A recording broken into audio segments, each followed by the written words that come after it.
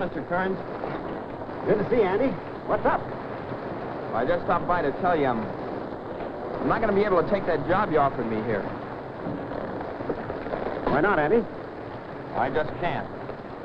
I figured what we talked about might work into a pretty good deal for you. Thanks, Mr. Kearns, but I'm leaving town. In fact, I'm on my way right now. Goodbye. Well, okay. That'll be $2.80.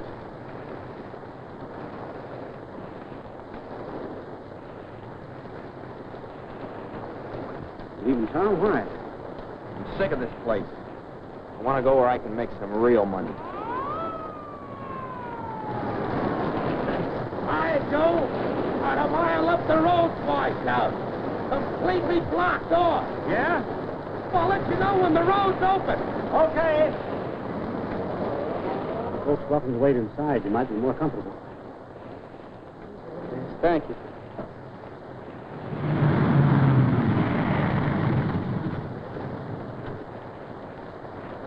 I can't get through down there, Joe. I want to use your phone. Okay. The lights. Folks, I'll have a lamp on in just a minute.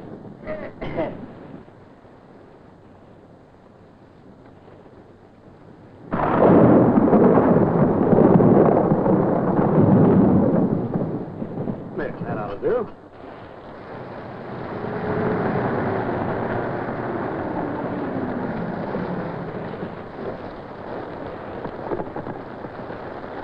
Can I fill it up?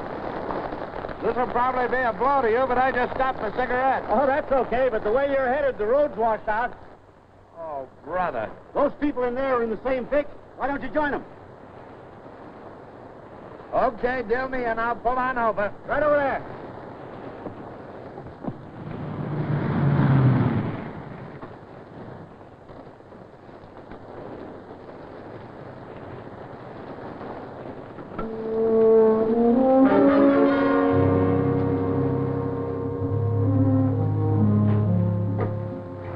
Another reason for expanding the station. Make more room for people when the road's blocked.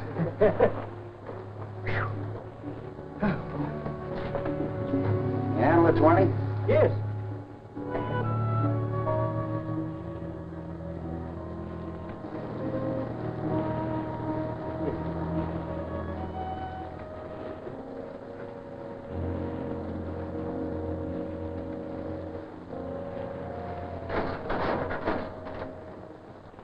Mr. Marshall and I are sort of in the same business, just different ends.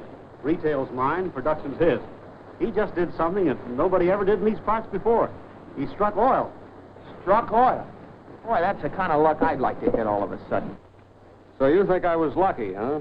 Oh, weren't you? For the past few weeks, that's all I've heard. Luck, luck, luck. I feel I earned what I got the hard way. My break was a long time coming, son. It isn't easy to find oil. It's even tough to find a place that looks like oil land. I'd been wrong plenty of times before, but I had a certain peculiar feeling about this last place. So you study the geology of the ground, see if it looks like any other oil land you've ever seen. Finally, maybe you find a shell fossil that gives you a real clue. Then, with a little bit of dynamite, you set off some charges under the ground. The vibrations of the explosions are picked up on a seismograph. From this, you can tell whether there's even a chance for oil down there. A lot of work, a lot of dollars, a lot of engineering knowledge is represented in what you finally see towering against the sky. So you start drilling. And that's an experience like nothing else in the world. You'd have to go through it to know all the heartbreak. It takes money, men, machinery, patience, sweat, and guts. And of certain things, like money, you've only got so much. And you know that while carrying this kind of an operation, the odds are 8 to 1 against you. Yep, 8 to 1 that you'll go broke.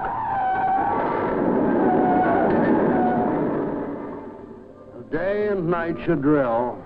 You remember all those other times you'd come up with nothing. But still you go on. Even when you know you only have enough money left to drill 10 more feet. just those 10 feet further. Then, unless you hit it, you're through, with just another one of thousands of dry holes. When you get the final answer, too much has gone out of you in the long, tough pull for you to have much feeling left, one way or the other.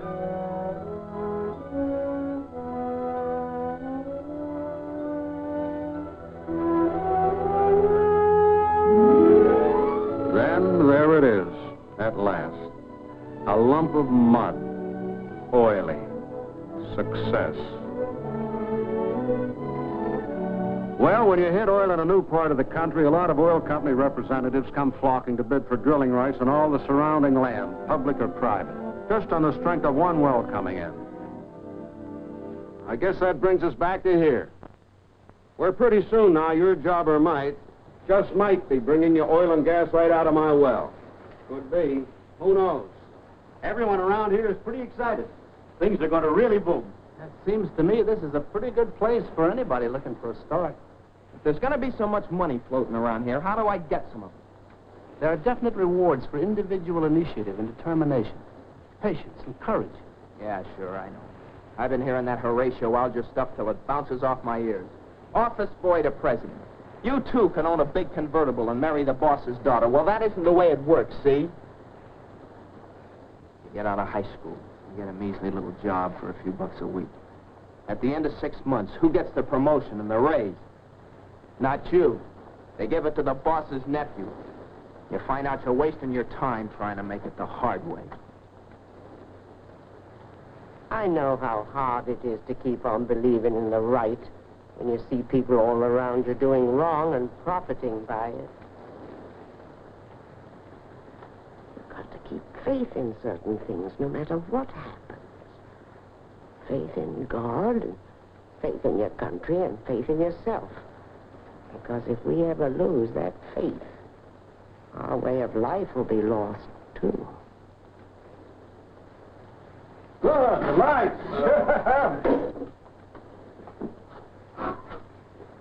Oh, now how do we tell when the road's open again? Oh, the highway patrol will come along. That's something I don't think I'll wait for. All right, line up over there. Not you, kid. You and I seem to think alike, kid, along lines of getting ahead. I can use you, and I'm offering you a break. Frisk these solid citizens for me. You can be well on your way to that big convertible.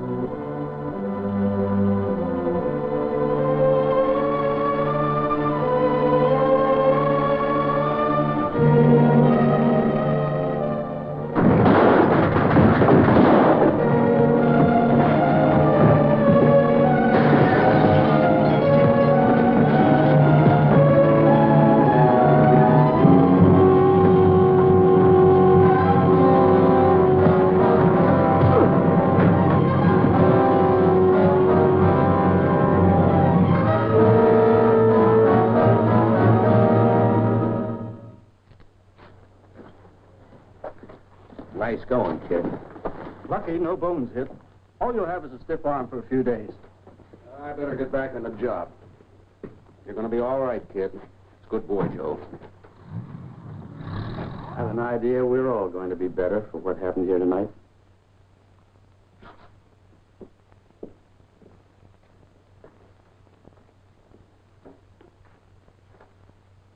Mr. Kearns, I've been thinking about that job. I was wondering if... It's still yours, Andy. A salary, and after tonight, what do you say to a nice bonus on any business you bring in?